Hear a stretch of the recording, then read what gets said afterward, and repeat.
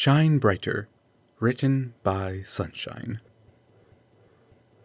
Chapter 5. Love Her Madly. Adagio hung her head in shame. The tears had long since stopped, but the burning in her eyes persisted, the act itself leaving her hollow inside. All this human nonsense, these silly concepts of friendship, intimacy, compassion, love, it all felt like drinking poison. In a way, she used to drink the poison all the time. It used to fill her with power and elation. But now it just made her want to regurgitate the bile. She had never wanted so badly to just shut down, stop having to endure another day, to just disappear. At least then I wouldn't have to see that look in Trixie's eyes. What is wrong with me? How'd I let it get this far? Why didn't I tell her before she fell in love with me? But as much as she wished she had given Trixie an excuse to leave her before she became love-struck, there was a twinge of something inside her siren heart. She enjoyed being with Trixie and felt alive when they kissed. She couldn't have stopped herself from falling for Trixie if she had tried.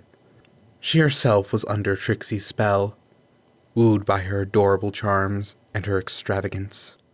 While she was on the couch, wallowing in her heartache, the door to the van opened. Sonata, bringing in a full bag of foot-long sandwiches from work. Geez, are you still crying over Trixie? It's been 3 freaking days. Adagio weakly barked. Leave me alone, Sonata. She didn't have the strength to deal with Sonata being a bitch to her about stupid monkey shit. Sonata sighed, placing the bag on the counter and sitting down on the couch, lifting Adagio's legs to sit at her feet. Looking straight ahead, Sonata took a deep breath before she spoke. I'd say I told you so, but I can't just let you rot like this. She reached into the bag and handed her a wrapped sandwich with a yellow sticker on it. Someone followed me home, by the way. Says she wanted to see you for herself.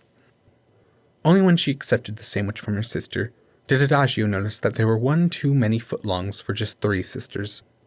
But the mystery was soon solved, as Adagio heard a familiar voice that made every neuron she had light up with anger.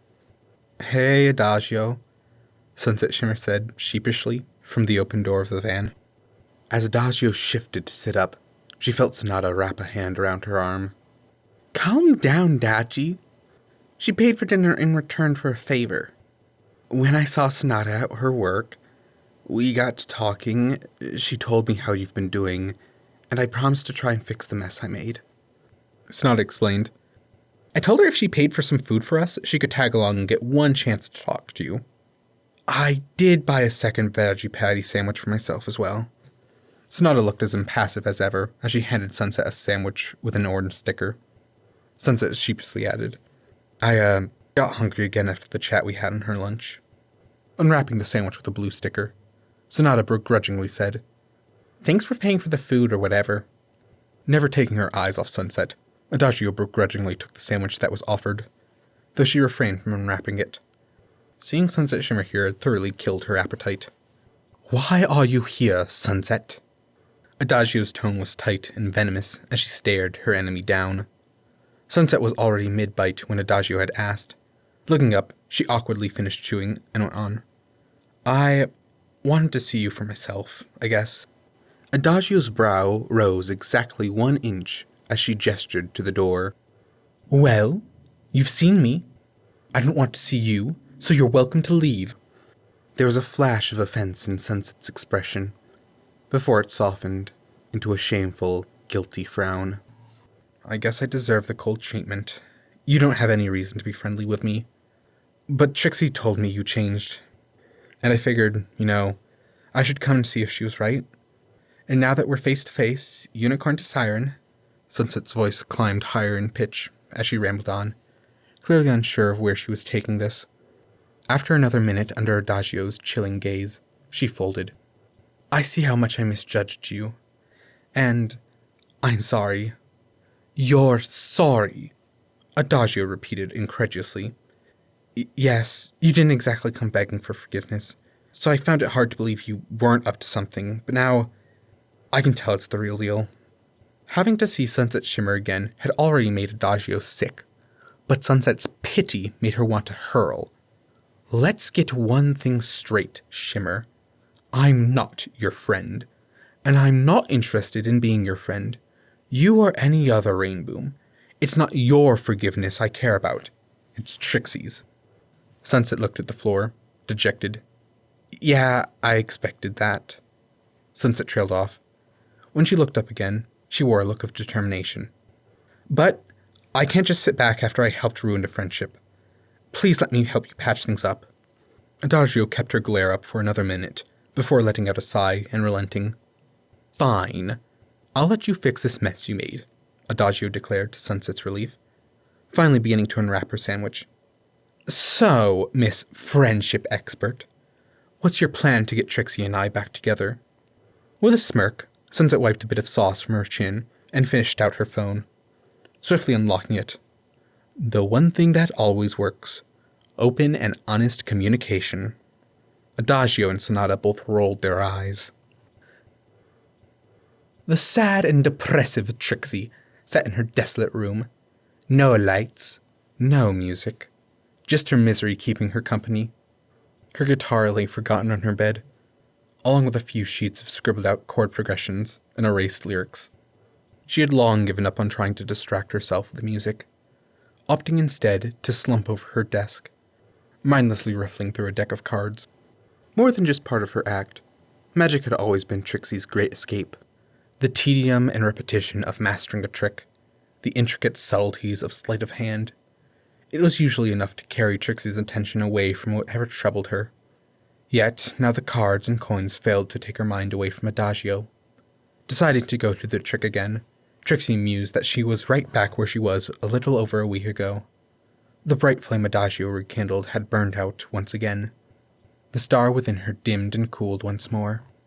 Trixie sat up again with a huff, scowling at the deck of cards in hand, as she decided to run through the trick one more time. Deep breath. She pulled a random card from the deck, which she had already chosen, of course, confirming it as the 3 of spades, before inserting it back into the deck.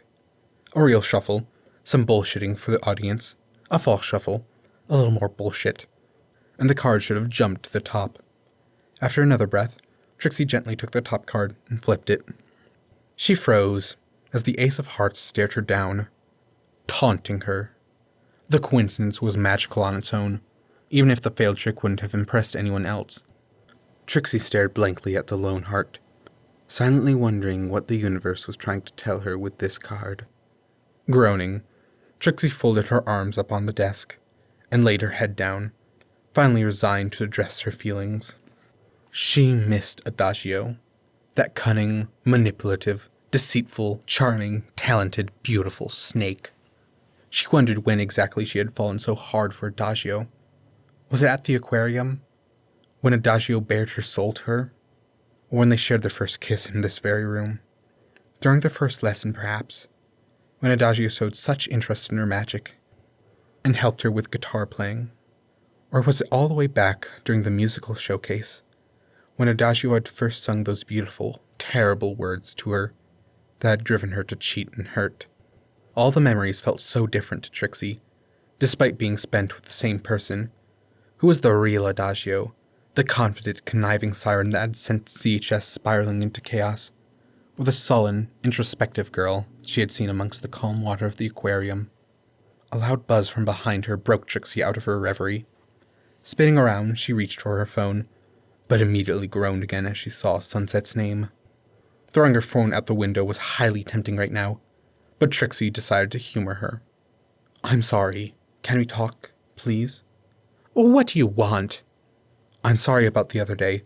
I shouldn't have tricked you and cornered you like that. What you and Adagio were doing wasn't my business, and I shouldn't have gotten involved. Nice of you to realize. Tell me something I don't know, Trixie thought, rolling her eyes and tapping out her reply. Yeah, well, too late for that now. Thanks, Sunset. I don't think it is. I just talked to Adagio, and now I truly believe she wasn't just manipulating you. She wants to see you, and I think you should talk to her. Trixie's brow furrowed as she read on. Yet again, it felt like Sunset was simply telling Trixie what she already knew. Trixie looked away from the phone, and back to the Ace of Hearts, sitting on her desk. It was true that Adagio had cheated and manipulated Trixie before, and she didn't even need to use her magic to do it. That much was painfully clear. It was also true that she loved Adagio, and all the moments they had shared together were genuine. Was she really going to let past sins ruin the best thing to happen to her in years? In a burst of inspiration, Trixie snatched up the Ace of Hearts and slipped it into her phone case, tapping out her final text to Sunset as she slipped on her shoes and rushed to her bike. Where? Trixie came to a stop on the edge of a small wooded park, not too far from her house. It wasn't a hard ride on her bike, yet her heart was still beating hard. Her eyes were fixed on a great burning ball of hair, sitting on a bench overlooking the duck-filled pond. Trixie leaned her bike against a rail and chained it up, taking a deep breath as she started walking to Adagio. Another splash of red and orange caught her eye in the bushes nearby, and she rolled her eyes, silently groaning. Adagio glanced up at Trixie as she approached, taking a deep breath as she sat down next to her. Hey, Adagio greeted, staring at the ground. Hey, I have a new trick I've been working on. Want to see? Trixie smirked, pulling a deck of cards from her pocket. Caught off guard, Adagio looked at Trixie curiously at the suggestion. Sure. Just say stop, she said as she began to riffle through the deck. Stop, Adagio commanded, and Trixie stopped, cutting the deck where she'd been holding it. Now take the top card and look at it. Don't let Trixie see it, and put it in your coat pocket. Adagio did as she was told, and Trixie leaned back, placing the deck back into one of her secret pockets. After a moment of peaceful quiet, she tilted her head towards the bushes. Did you know you have a stalker? Adagio scoffed. I told her to not be a creep, but she insisted on seeing how things went.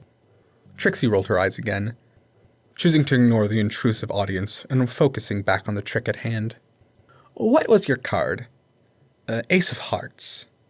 Trixie feigned surprise. Really? That can't be right. Adagio raised an eyebrow. Why not? Pulling out her phone, clad in its clear case, Trixie showed the back of it to Adagio. Because that's Trixie's card. Adagio gave an amused huff. Impressive. Don't applaud yet. That's not the trick. Trixie pulled the card from her phone case and handed it to Adagio. Hold on to this. Put it in your coat pocket. Pocketing the cards, Adagio gave a heavy sigh. Trixie, we can't just ignore what happened the other day. Trixie nodded resolutely. You're right. I'm sorry for running away. Adagio looked shocked. What? No, I'm the one who has to apologize. I used you for my own ends during the... What happened back then doesn't matter anymore. It has no bearing on our relationship, right? Well, yes, but Trixie was determined. What's happened has happened. It was a silly contest anyway. What we have now, the dates we went on, they matter more than winning. And the manipulation? I used you. Are you doing it now? Careful to not sound accusatory, Trixie studied Adagio's reaction. What? No, Trixie, Then Trixie forgives you. Adagio blinked and asked incredulously. Just like that? But what You're the first girl I've ever truly loved. That's what matters to me. Adagio clearly didn't know what to say as tears welled in her eyes. She looked like she wanted to argue, but she was clearly conflicted by Trixie's understanding. Trixie scooted closer and pulled Adagio into a tight hug, arms wrapped around her waist. With a small gasp, Adagio nuzzled the nape of Trixie's neck, making Trixie let out a small noise of contentment, while she cried into Trixie's neck and shoulder. Trixie rubbed her hands up and down her girlfriend's side. Thank you, whispered Adagio, voice shaking. Trixie planted a kiss on Adagio's cheek as she pulled back, reaching up to wipe her tears off her face, before scooting away dramatically. Now be amazed as with a snap, the great and powerful Trixie brings two lonely hearts together. Trixie gave her fingers a loud snap before pointing down. Check your pocket.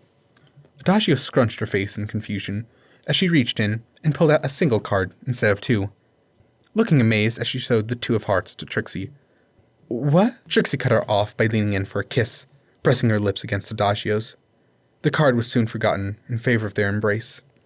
Deep inside her, Trixie felt her chest ignite as a star shined bright inside her. Hi, it's me, Bunny. So, this isn't as off schedule as you may assume. I am actually going to be shifting the long form fix to Friday, as well as not planning on doing one-shots for a little bit. I will further explain it in the afterwards to an empathetic heart. Anywho, like, subscribe, comment, and there is a sequel series to Shine Brighter, Necronym. I will post a link in the description in case you want to check that out. Okay, bye!